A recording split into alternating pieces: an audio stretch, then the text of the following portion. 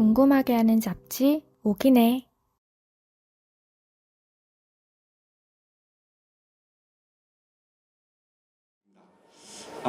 앵커 조직이라 표현을 하긴 했는데 사실 용어 자체는 여전히 숙제입니다. 우리의 경험을 담은 우리들의 용어를 만들어야 되는데 아직 만들지를 못했기 때문에 앵커 조직이란 말을 아직은 쓰고 있습니다. 뭐 실천 조직, 주축 조직, 새로운 용어를 만들어야 되는데 한국 실정에 특히 지방자치 우리 구조를 봤을 때 어떤 용어가 적절한지는 앞으로 계속 고민하면서 같이 갔으면 좋겠습니다. 조금 흐리긴 해도 이렇게 제가 넘어가겠습니다. 아까 소개했던 책 이야기입니다. 이 책도 그냥 만든 게 아니고 작년 12월 달 그 남원 운봉대에서 그때 우리 결의사항이 있었습니다. 우리가 활동이 연구 대상만 되지 말고 우리 지역의 활동들을 우리 스스로 글로 정리해보자. 활동가가 직접 정리해야 남는다. 우리의 목소리가 정확하게 반영된다. 이런 차원에서 한번 묶어봤습니다. 그 실천을 했던 성과 중에 하나이기도 하고 그리고 오신 분들이 꼭 좀 읽었으면 좋겠고 요걸 하나의 디딤돌로 그 다음으로 넘어갔으면 좋겠습니다. 또 하나는 이것도 제가 관계하는 책인데 그 마을독본이라고 하는 게 충남 마을만들기 지원센터 지금 농촌활성화센터로 바뀌었는데 마을독본이란 개간지를 창간하고 지금까지 29분을 나왔습니다. 원고 마감이 오늘까지인데 제가 아직도 못 썼고 못 쓴 분이 몇 분 계시는데 주말까지 정리하면 아마 이게 이번에 30호가 됩니다. 만 7년 반을 저희들 꾸준하게 이걸 냈다는 거예요. 여기에 많은 이야기들이 담겨 있습니다. 이런 책들을 봤으면 좋겠고 특히 올해는 용어 정리를 했습니다. 우리가 읍면대라고 했는데 읍과 면의 역사 이런 걸 사실 제대로 잘 모른다고 봅니다. 읍과 면에 대해서도 한번 홈페이지 들어가면 다운받을 수가 있으니까 한번 보시면 좋겠습니다. 그래서 2001년에 처음 모여가지고 이런 결의를 그때 모였을 때는 이런 자리가 만들어질 거라고 뭐 굳이 생각 안 했는데 모여서 이야기를 하다 보니 열심히 했던 곳이 부닥친 한계들을 따라온다고 표현하죠. 그래서 다른 지역도 똑같이 겪게 되지 않겠냐고. 특히 제도적인 정책적인 문제 때문에 우리가 돌파하지 못하는 부분들을 연대의 힘으로 같이 풀어가야 되지 않겠냐. 그래서 먼저 모였던 지역들이 1년에 한 번씩은 꼭 모여보자고 결의를 하고 올해 네 번째가 모이는 자리입니다. 작년 선언문에 몇 가지가 있었는데 다 뭐 실현된 건 아니지만 중장기 발전 계획을 수립하고 영리 비영리 법인을 많이 만들어보자. 협력 네트워크를 구축하자. 주민자치와 연계해가지고 앵커 조직도 여러 가지 만들어보자. 지방소멸대응기금, 고향사랑 기부금 제도하고 결합하는 방향 찾아보고 글로 기록하고 공유하고 일본에 한번 공동연수를 가보자. 그리고 일본에 갔다 온 공동연수 보고는 세 번째 발표하게 됩니다. 약속을 지켰고 26명이 전원 자비 연수로 갔다 왔습니다. 그리고 옥천군에서 다시 만나는 약속도 이번에 지키게 된 것 같습니다. 아마 참가 지역들이 올해는 조금 더 늘고 또 팀으로 더 왔다는 게 저는 좀 더 발전되는 형태 같습니다. 우리가 지역에 살면서 여러 가지 꿈을 꾸고 있습니다. 이 꿈을 어떻게 실현할 거냐 했을 때 꿈이 없는 사람은 없습니다. 왜 꿈이 실현이 되지 않을까 했을 때 저는 결국 정책의 문제가 있고 이 구조적인 문제가 있는데 우리가 너무 고립돼 있고 각자 활동에만 집중하다 보면 결코 문제를 풀지 못할 것 같다. 앞으로 10년, 20년 후에도 희망찬 미래를 그려내기 어렵다. 그렇다면 어떻게 풀 거냐? 이런 연대를 통해서 같이 풀어가 봅시다. 그 합의를 봤다고 봅니다.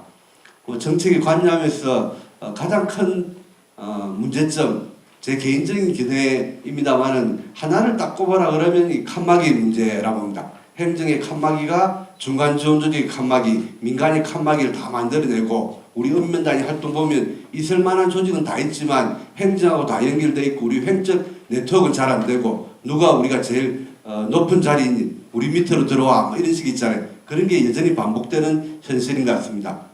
그런 가운데 우리는 민간의 입장에서 보자면 지역사회를 들여다보고 주민들이 가지고 있는 여러 가지 애로사항, 문제점 풀기 위해서 공동으로 노력해야 되는데 행정은 헌법에 보장된 지위를 가지고 직업적으로 주민들을 위해 봉사해야 되고 중간 지원 조직도 마찬가지라고 봅니다. 그런 맥락에서 같이 협력하면서 이 칸막이를 극복하면서 같이 가보자고 생각합니다. 그러면서 당면 과제는 읍면 단위로 우리가 실질적인 주민 생활권이라고 할 수 있는 읍면 단위에서 모여서 다양한 정책들을 연계 협력하고 민간단체가 협력하면서 문제를 풀어보는 있잖아요. 이게 잘 안 된다 봅니다. 가장 큰 문제이기도 하고 정책은 정말 많고 사업도 많고 우리도 열심히 노력하지만 왜 문제가 풀리지 않느냐. 읍면 단위 연계 협력하는 그런 구조가 부족하기 때문이라고 진단을 해봅니다. 그래서 생활권으로 보자면 가장 오른쪽이 마을, 행정리 마을을 이야기하고 작은 거점 그리고 읍면, 시군으로 보자면 가장 바람직하기로는 마을 공동체가 활성화되면서 상부상조하는 공동체로서의 기능들이 잘 작동되고 거기에 부족한 기능은 가까이 있는 보건진료소, 권역센터 같은 데서 일정한 역할을 해주고 그리고 읍면 소재지가 하나의 인구댐 역할도 하면서 읍면 소재지 단위로 조금은 더 자립적인 자치가 작동되는 공간으로 가면서 부족한 부분은 시군청 소재지로 나가서 해결하는 이런 구조가 바람직한 농촌의 생활권 구조이고 우리가 지향해야 될 방향이라고 보고 그런 맥락에서 우리 대회가 의미가 있다고 생각하면서 계속 4년차 지금 하는 셈입니다. 우리 나아가야 할 방향입니다. 방향으로 기본적인 개념은 마을지 이렇게 제안 드렸습니다. 이 구조가 맞냐 안 맞냐도 포함해가지고 여러 가지 검토를 해야 되는데 마을자치회, 행정위 단위로 마을자치회를 어떻게 전환할 거냐 단순히 새마을 조직이 아니라 지금 마을의 이장개발위원회 이런 제도들을 재검토하면서 마을을 점검을 해보고 민주주의가 작동하는 우리 마을을 어떻게 전환할 거냐 그리고 주민자치회라고 표현했습니다마는 우리 지역의 주민들의 대표 조직이 과연 무엇이냐 대표 조직을 우리가 어떻게 만들어 갈 거냐 외국 같은 경우는 우리 읍면 규모에서 의회가 구성되어 있고 의회를 통해서 우리들의 의사를 전달하는 방식인데 우리가 읍면 자체가 상실된 지가 60년이 넘었고 그런 가운데 읍면에서 주민들의 의사결정 우리들의 의사결정이 정책과 대등하게 만날 수 있어야 되는데 그렇지 못한 부분에 대해서는 우리가 대표 조직을 만들어야 된다. 그런 맥락에서 주민자치회가 부각되었다고 봅니다. 이름은 주민자치회가 아니라 주민의회, 주민민회 뭐 여러 가지 명칭으로 만들 수도 있지만 현재로서는 주민자치회라고 불린다 봅니다. 여기 또 한 가지가 실행 주체로서의 비영리 범위를 어떻게 만들 거냐 오늘 주제라고 봅니다. 또 한 가지가 읍면 행정 가장 최소한의 기능만 좀 남아있는 읍면 정책의 결정 권한도 없고 모든 것은 군청에서 다 이루어지는 읍면은 그냥 출장소 같은 그런 기능이 있다 보니 정책의 주민들이 우리가 결정을 해도 행정 파트너는 결국 읍면이 아니라 시군으로 올라가야 하는 이 구조 있잖아요. 이 한계를 어떻게 우리가 극복할 거냐. 그래서 시군 단위의 이런 시스템과 읍면 단위의 시스템 그리고 행정위 단위의 시스템까지 고려하면서 전체를 보면서 우리가 지역사회를 어떻게 만들어 갈 거냐 무엇을 할 거냐보다도 누가 어떻게 할 거냐 그러니까 다양한 주체들의 협력구조 행정의 칸막이 때문에 생긴 민간의 칸막이를 우리 스스로 극복하기 위한 그런 경로 설계를 지역의 실정에 맞게끔 찾아나가야 될 것이라고 봅니다. 이런 과정에 다양한 쟁점들이 지금 존재합니다. 아무도 안 갔던 길을 우리가 가자고 하는 것이기 때문에 이런 토론들을 하면서 답을 지역에 맞게끔 찾아가 보면 좋겠다 싶습니다. 그런 가운데 몇 가지 참고할 지점이 있습니다. 첫 번째로는 우리가 지금 농식품부 정책 사업으로 읍면 소재지마다 거점 공간을 다 지어왔고 지금 짓고 있고 또 앞으로 지을 예정입니다. 이 건물을 지었을 때 주민들의 편의를 위해서 우리들이 짓는 건데 행정이 소유하지만 주민들의 요구를 반영해서 짓는 건물을 누가 어떻게 운영할 것이냐에 대해서 법 제도적으로 행정도 학습이 안 돼 있고 우리도 잘 모르는 상황입니다. 그런 맥락에서 지금 현재 공유재산관리법과 행정사무위탁조례는 공동학습이 필요한 주제라고 합니다. 단순히 행정이 협약을 맺고 민간에게 무상 임대할 테니 민간이 자원봉사로 열심히 운영하세요 하는 게 과연 바람직한 방식이냐 이것은 전통적으로 아니라고 결론이 나왔지만 제도적으로 어떻게 풀지를 몰랐던 부분을 저희들이 학습해보면 이런 게 가장 핵심적인 과제라고 우리가 알아야 될 숙제라고 판단을 했던 겁니다.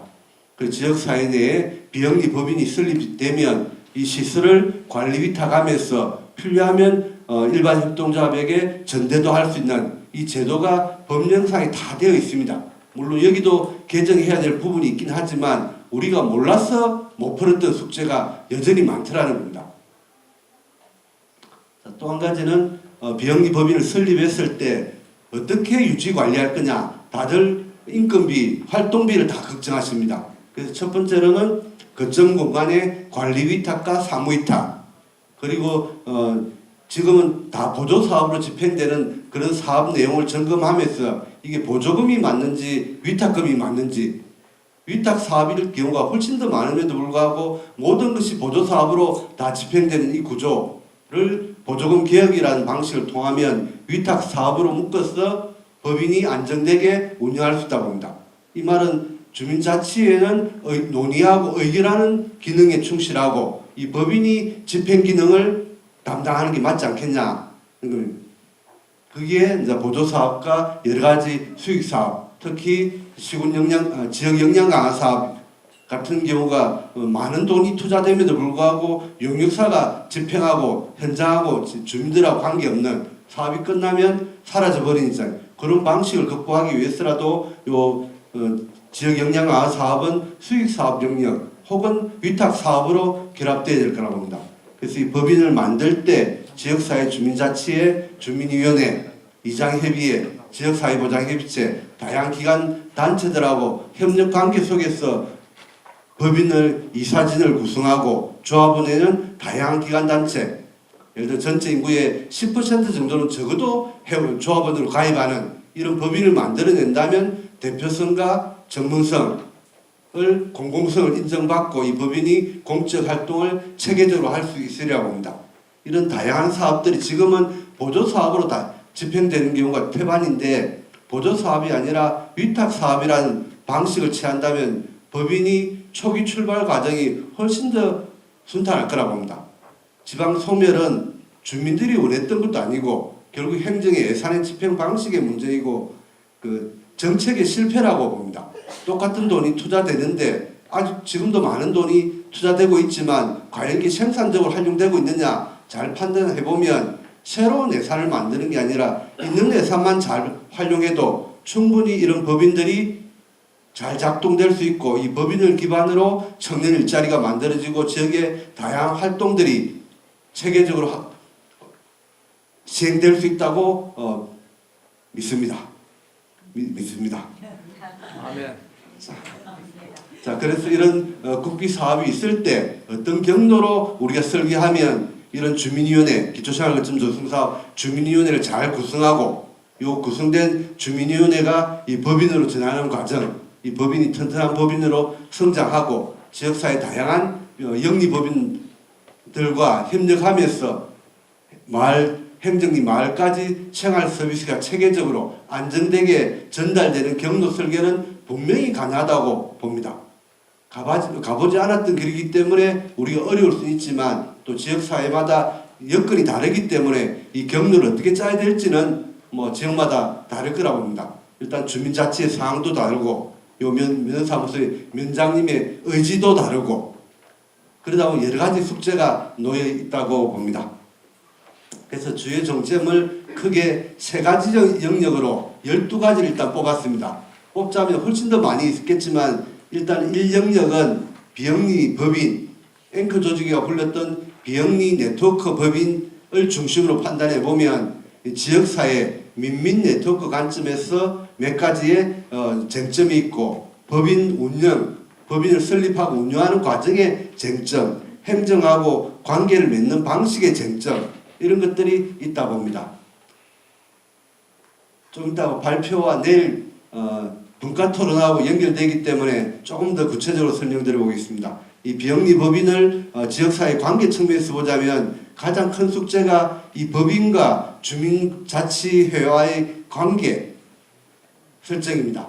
주민자치회는 뭐고 비영리 법인은 또 뭐냐, 사람은 왜 따로따로 설립해야 되느냐, 연결 구조가 뭐냐, 여기에 큰 쟁점이 있습니다. 일체형이냐 분리형이냐 이렇게 표현할 수도 있지만 여기 아마 가장 큰 쟁점이 될 거라고 해요. 왜 법인을 또 설립해야 되느냐? 우리는 보조사업에 의존하는 지역사회가 되지 않기 위해서는 민간 스스로 우리 조직을 만들고 뭔가 주체적으로 실천해야 될 것이라고 봅니다. 그리고 지역사회는 개별 기관 단체들하고 관계 설정 어떻게 하는지, 그리고 시군에 있는 중간 지원 조직과 수탁 법인과 관계는 무엇인지도 쟁점 중에 하나라고 봅니다. 가장 큰 또 쟁점은 앵커 조직이라고 부르는 비영리 법인을 설립하는 과정, 어떤 절차를 밟아서 설립해야 지역사회 갈등을 초래하지 않으면서 현명한 선택을 할 수 있을까에 대해서는 지역마다 많은 논쟁을 거쳐야 된다고 봅니다. 이미 작은 비영리 네트워크 법인이 있다 그러면 그 비영리 네트워크 법인을 확장하는 방식으로 할 거냐, 아니면 새롭게 만들어야 되냐, 아예 없다 그러면 어떤 방식으로 만들 것이냐, 여러 가지 논쟁 지점이 있다고 봅니다. 이 영역 법인을 설립하면 법인의 형태를 어떤 형태로 할 거냐, 조직 체계, 이사회 구성과 사무국 배치를 어떻게 할 거냐, 사업 영역으로 보자면 수익 사업을 어떻게 개척할 거냐, 그리고 앵커 조직과 요 비영리 법인과 지역사회 기관단체, 특히 일반 협동조합, 영농조합 법인, 이런 일반 법인들하고의 관계 설정 어떻게 할 것인지, 이것도 큰 쟁점 중에 한 영역이라고 봅니다. 그 다음에 3영역으로 넘어오면 거점 공간을 지었을 때 이것을 어떻게 운영할 거냐, 거점 공간 조성하고 운영하는 사업 문제, 또 공유유산 관련 법령과 사무위탁 조례를 어떻게 이해하고 이걸 현실에 적용할 거냐, 결과적으로는 행정과 민간 법인 사이에 정치적인 타협이 될 것이라고 봅니다. 그리고 엄면 행정의 기능과 역할, 지금은 정책적인 책임성이 굉장히 취약한 구조, 순환보직제 속에서 자주 바뀌다 보니 지역에 대한 책임감이 떨어지는 이 문제를 행정개혁 측면에서 보자면 엄면 행정이 어떤 기능 역할로 가야 될 거냐, 엄면 동장, 주민추천제 같은 제도를 우리가 받아들일 거냐, 그보다 더 나은 방법이 있는 거냐, 여기에 전문직위제, 또 임기제 공무원 채용, 이런 것도 검토할 수 있다고 봅니다. 그리고 앵커 조직의 상근 일자리, 청년 일자리를 지금은 일자리 보조사업 가지고 대부분 다 활용하고 있는데, 그런 방식이 아니라 행정하고 협력을 통해서 상근 일자리, 특히 청년 일자리 사업이 엄면에 밀착해서 3년간, 5년간 위탁 형태로 안정되게 집행된다면 좋은 일자리가 되는데, 단년도에 저임금, 최저임금 일자리가 되면 오래 갈 수 없다는 건 명확하다 봅니다. 저희들이 모여서 토론해보면 비영리 네트워크 법인의 가장 큰 애로사항 중에 하나는 매년 우리가 좋은 일을 함에도 불구하고 이런 일자리, 활동비를 지원하는 공모 사업을 계속 쫓아다녀야 되는 이런 어려운 문제가 아마 여기 오신 동네 지역은 다 가지고 있다고 봅니다. 우리가 좋은 일을 하고 지역 발전을 위해서 기여하는 활동하면서도 불구하고 항상 의뢰 입장이 되어서 이걸 좀 구걸한다고 할까요? 그런 걸 해야 되고, 공모사업 신청서 쓴다고 항상 바쁘고, 연말되면 정산한다고 바쁘고, 이런 에너지 낭비가 아니라 정말 안정되게 할 수 있는 방법은 행정하고 여러 가지 보조금 개혁만 해도 충분히 풀릴 수 있다고 봅니다. 마지막 이야기는 무서운 이야기를 좀 하려고 합니다. 선거 이야기를 끝내보고 싶습니다. 저희들은 선거철만 되면 뭔가 동원되는 느낌이 있잖아요.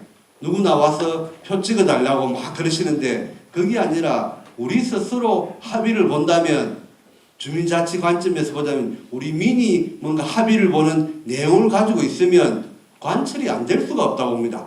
대의제 민주주의를 선택했던 이유는 주민들의 의견을 반영하라고 되어 있는 거기 때문에, 저희들은 선거 앞에서 분열되지 말고 우리가 정책 협약이라는 방식으로 우리가 풀어야 될 과제를 분야마다 정리해 봅시다. 우리의 꿈과 희망을 담은 그 정책 협약서를 작성한다면 분명히 문제가 풀릴 거라고 봅니다.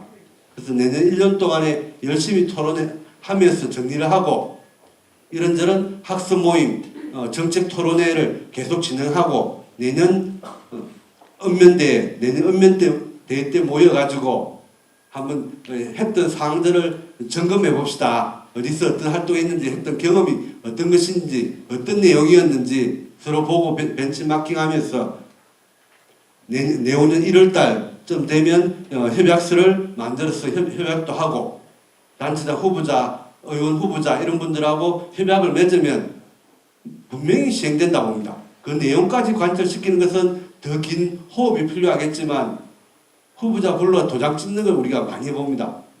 분명히 가능하다 봅니다. 그렇게 가고 2027년 대선이 있습니다. 대선 때도 우리가 제안하고 그리고 그 다음에 3월 달에는 또 총선이 있습니다. 3년 연속 선거거든요. 이럴 때 우리들의 의지를 담아서 좀 더 정확하게 반영하는 구조를 가진다면 분명히 그 다음 해가 되면 새로운 미래가 열려가지 않겠냐. 그래서 내년부터 앞으로 5년간의 일정, 5년간의 호흡을 가지고 좀 움직여봤으면 좋겠다는 무서운 제안으로 힘찬 결의를 해주시면 좋겠고요. 이걸로 제가 발표를 마치겠습니다. 고맙습니다. 네, 감사합니다. 네.